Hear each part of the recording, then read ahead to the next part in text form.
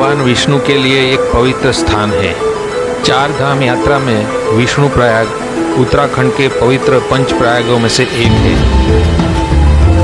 विष्णु प्रयाग यहाँ दिए थे भगवान विष्णु ने नारद मुनि को दर्शन। विष्णु प्रयाग देवभूमि में स्थित है। इन दो पवित्र नदियों की है संगम स्थली। इस प्रयाग में स्नान करने से मिलता है मोक्ष। भगवान विष्णु हुए थे यहाँ प्रकट।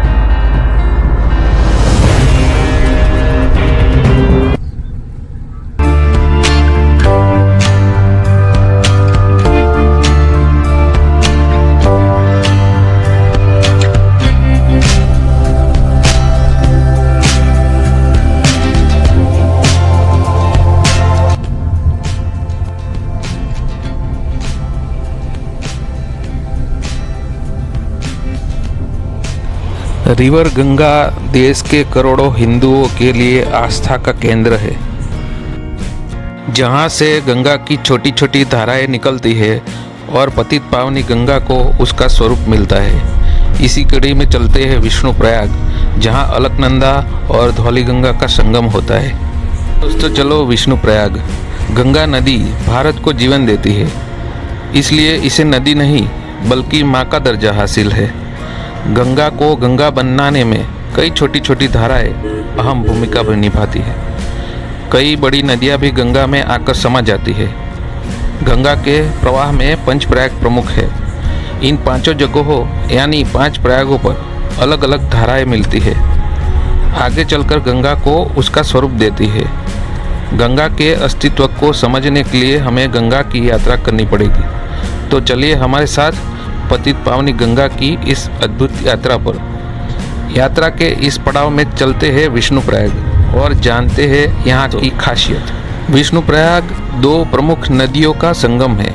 विष्णु प्रयाग गंगा की यात्रा का एक बहुत ही अहम हिस्सा है। यहीं पर धौली गंगा और अलकनंदा नदी का मिलन होता है। जोशीमठ से करीब 25 किलोमीटर रैनी नामक जगह पर धौली गंगा में रूसी गंगा नदी आकर समाती है। धौली गंगा नदी के किनारे बसे तपोवन में गर्म पानी के कई चश्मे हैं। ये समुद्र तल से 5070 मीटर की ऊंचाई पर नीति पास से आने वाली धौली गंगा नदी यहाँ 94 किलोमीटर की यात्रा के बाद अलकनंदा में समा जाती है। यहाँ से आगे अलकनंदा की यात्रा जारी रहती है। विष्णु प्रयाग उत्तराखंड के चमोली जिले में समुद्र तल से 1372 मीटर की ऊंचाई पर एक छोटा सा कस्बा है। यहाँ एक सस्पेंशन ब्रिज भी है, जिसका इस्तेमाल करके स्थानीय निवासी और यात्री अलकनंदा नदी के तेज बहाव के दोनों ओर आते जाते हैं। विष्णु प्रयाग आया है उत्तराखंड के चमोली जिले में जोशीमठ के पास है। यह बद्रीनाथ रूट पर नंदप्रयाग और जोशीमठ के बीच में स्थित है। यह जोशीमठ बस स्टैंड से करीब 15 किलोमीटर दूर राष्ट्रीय राजमार्ग 58 पर है। यहाँ की खूबसूरती पर्यटकों और श्रद्धालुओं को अपनी ओर खींच लाती है। यहाँ बहुत सारे पर्यटक आते हैं। यहाँ का जो विष्णु मंदिर है वहाँ आप दर्शन कर सकते हैं। विष्णु मंदिर अलकनंदा और धौली गंगा के संगम से ठीक ऊपर एक छोटी सी पहाड़ी पर मौजूद है। चार धाम करने वाले कई श्रद्धालु यहाँ विष्णु प्रयाग में संगम पर डुबकी लगाते हैं। विष्णु प्रयाग चार धाम के यात्रा मार्ग में होने से यहाँ से जोशीमठ से 15 किलोमीटर दूर होने से इसके अलावा यहाँ सिर्फ 21 किलोमीटर की दूरी पर फूलों की घाटी है, जहाँ आप रंग बेरंगी अद्भुत फूलों का संसार देख सकते हैं। यहाँ पास में ही काकभूषणी ताल भी है, जिसमें आसपास की पर्वत श्रृंखलाओं की परछाई बड़ी ही मनमोहक नजर आती है। बद्रीनाथ, हेमकुंड साहिब, औली, नंदप्रयाग, मलारी, कौरी पास के ट्रैक भी यहाँ से पास में ही है। यहाँ राफ्टिंग और कायाकिंग जैसे एडवेंचर स्पॉट्स का भी दोस्तों धार्मिक मान्यताओं के अनुसार देव ऋषि नारद ने यहाँ पर भगवान विष्णु की घोर तपस्या की थी। देव ऋषि नारद की इस घोर तपस्या से भगवान विष्णु प्रसन्न हुए और उन्होंने नारद को आशीर्वाद दिया। यहाँ के स्थानीय लोगों का मानना है कि विष्णु प्रयाग से करीब 2 किलोमीटर दूर स्थित विष्णु मंदिर वही जगह है जहाँ भगवान ने नारद को दर्शन दिए थे। और पौराणिक कथाओं के अनुसार यह एक ऐसा स्थान है जहाँ ऋषि नारद ने मध्यस्थता की थी, जिसके बाद विष्णु उनके सामने प्रकट हुए। ऐसी मान्यता है कि बद्रीनाथ के रास्ते में पंचप्रयाग स्वर्ग की यात्रा पर पंच पांडवों द्वारा लिया गया स्वर्गारोहण मार्ग है। अलकनंदा नदी जो चौखमबाग के ग्लेशियर क्षेत्रों के पूर्वी ढलान से निकलती है, माणा गांव के पास सरस्वती नदी से जुड़ती है और फिर बद्रीनाथ के सामने बहती है। यह नीति पास से आने वाली धौली गंगा नदी में मिलती है और ये दोनों विष्णु प्रयाग में मिलती है। तो दोस्तों, इतिहास के अनुसार विष्णु प्रयाग के पास विष्णु मंदिर के निर्माण का श्रेय इंदौर की महारानी अहल्याबाई को है। इसके अलावा शाही उच्चता ने 1889 में पवित्र संगम के पास अष्टकोणीय संरचना के इस मंदिर का निर्माण किया। पूर्व में एक शिवलिंग की स्थापना के लिए बनाया गया था। अब इसमें भगवान विष्णु की एक मूर्ति है। मंदिर में सीढ़ियों का एक रास्ता विष्णु कुंड की ओर जाता है। विष्णु कुंड में पवित्र संगम का जल गिरता है। विष्णु के प्रयाग के थोड़े पास में हनुमान चट्टी है। हनुमान चट्टी विष्णु प्रयाग से कुछ किलोमीटर आगे स्थित एक मंदिर है जो भगवान हनुमान को समर्पित है। विष्णु प्रयाग में दर्शन या घूमने का समय में आप विष्णु प्रयाग की यात्रा पूरे साल की जा सकती है, लेकिन यहाँ आने का सबसे अच्छा समय सितंबर से नवंबर और मार्च से मई के बीच का है। इन महीनों में यहाँ की यात्रा करना सबसे अच्छा और सुखद होता है। सर्दी के मौसम में यहाँ का मौसम ठंडा होता है। सर्दियों के मौसम में आसपास की पहाड़ियों पर बर्फबारी के कारण यहाँ का तापमान बहुत नीचा चला जाता है। शीत ऋतु के ठंडे मौसम के कारण यहाँ ऊनी वस्त्रों की आवश्यकता पड़ती है। बारिश के मौसम में भारी बारिश के कारण भूस्खलन की धमकी देने वाले भारी बारिश के कारण यहाँ की यात्रा करना थोड़ा मुश्किल होता है। यहाँ का तापमान सर्दियों का मौसम में 1 डिग्री सेल्सियस से 10 डिग्री सेल्सियस के बीच में और गर्मी के मौसम में 15 डिग्री सेल्सियस से 25 डिग्री सेल्सियस के बीच रहता है। विष्णु प्रयाग पहुँचने के लिए यहाँ हवाई, रेल और सड़क मार्ग से आसानी से आप पहुँचा जा सकता है। हवाई जहाज़ से विष्णु प्रयाग जाने के लिए निकटतम हवाई अड्डा देहरादून जॉली ग्रांट हवाई अड्डा है। यह विष्णु प्रयाग से 280 किलोमीटर दूर है।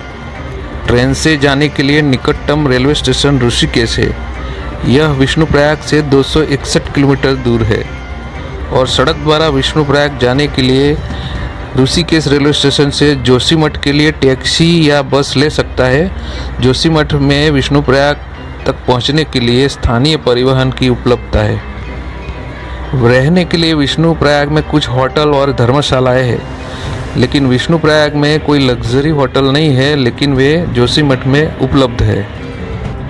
उत्तराखंड हमेशा ही अपने धार्मिक मान्यताओं, स्थलों, भव्य मंदिरों को लेकर फेमस रहा है। यही कारण है कि इसे देवभूमि, स्वर्गभूमि, तपोभूमि समेत कई नामों से पुकारा जाता है। जब भी देवभूमि शब्द जुबान पर आता है तो दिमाग में आस्था, धर्म और मंदिरों की कल्पना आ जाती है, क्योंकि यहाँ की जड़ें ही धर्म है और इन्हें सींचने का काम करती है। यहाँ की नदियाँ और प्रयाग, जहाँ दो नदियों का संगम होता है, उन संगमों में अमृत के समान पानी कलकल छल छल की आवाज़ करता निरंतर बहता ही जा रहा है, जिसे पीने से न सिर्फ प्यास बुझती है, बल्कि इसमें डुबकी लगाने से सभी पाप भी कट जाते हैं। उत्तराखंड के बारे में जितना कहा जाए, जितना लिखा जाए, वो कम ही होगा।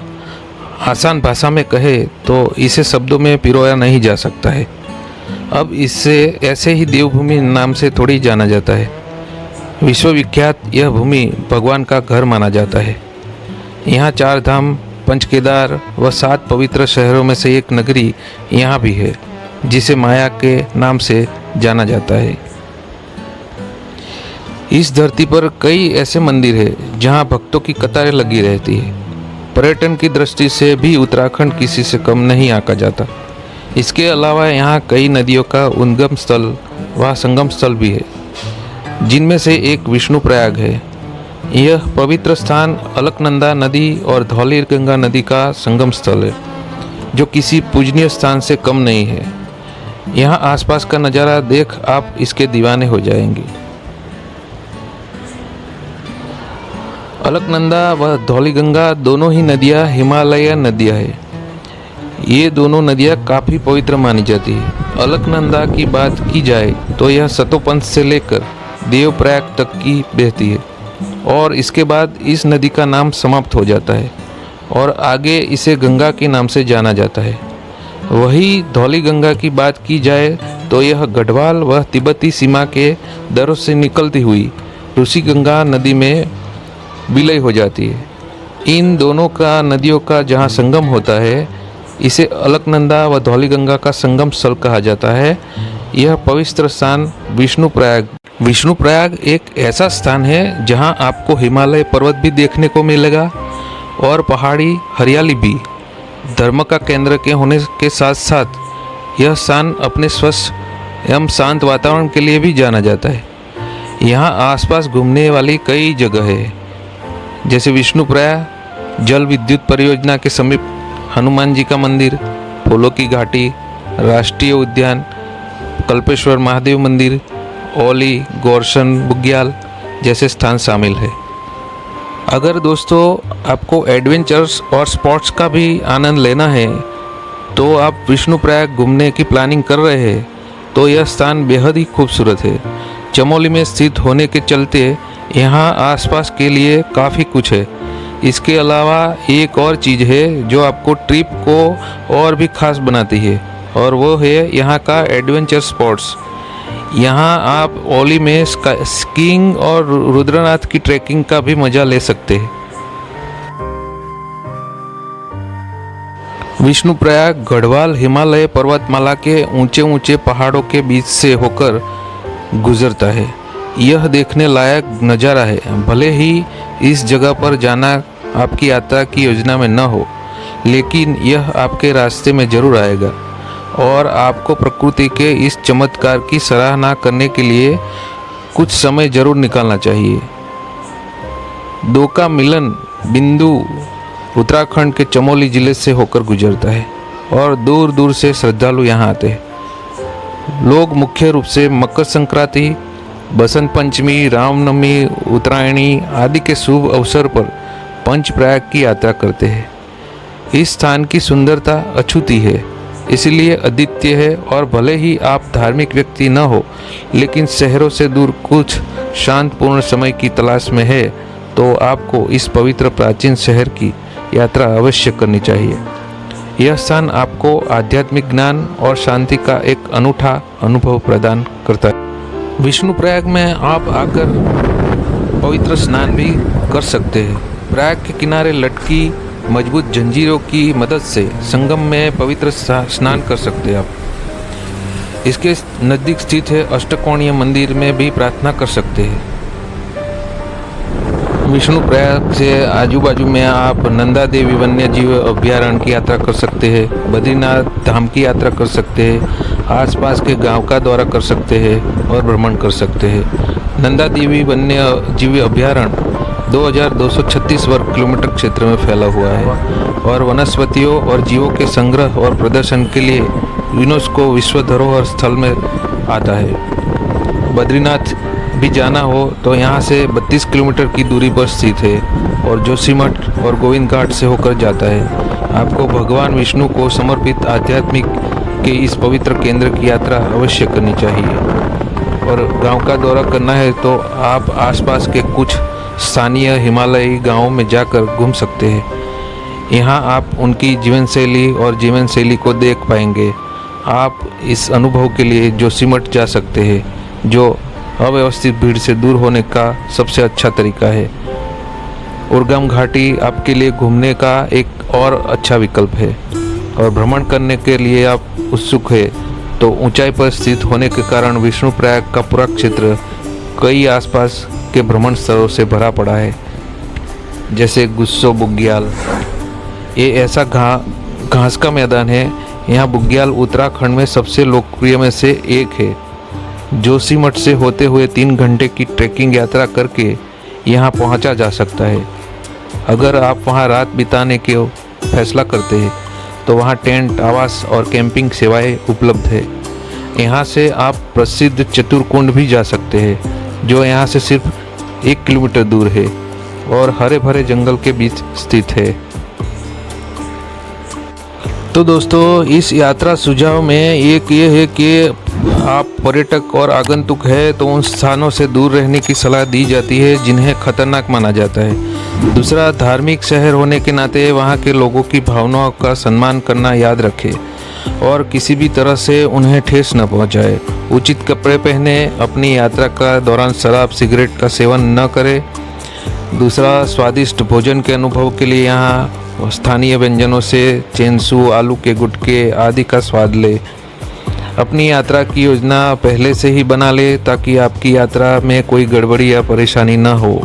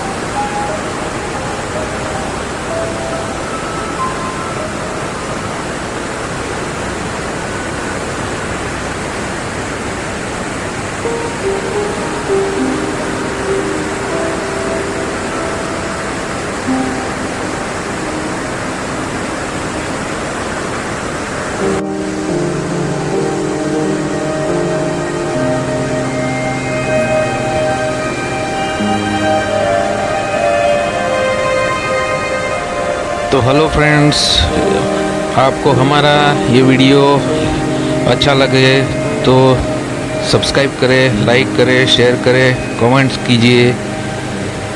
धन्यवाद। जय हिंद, जय भारत।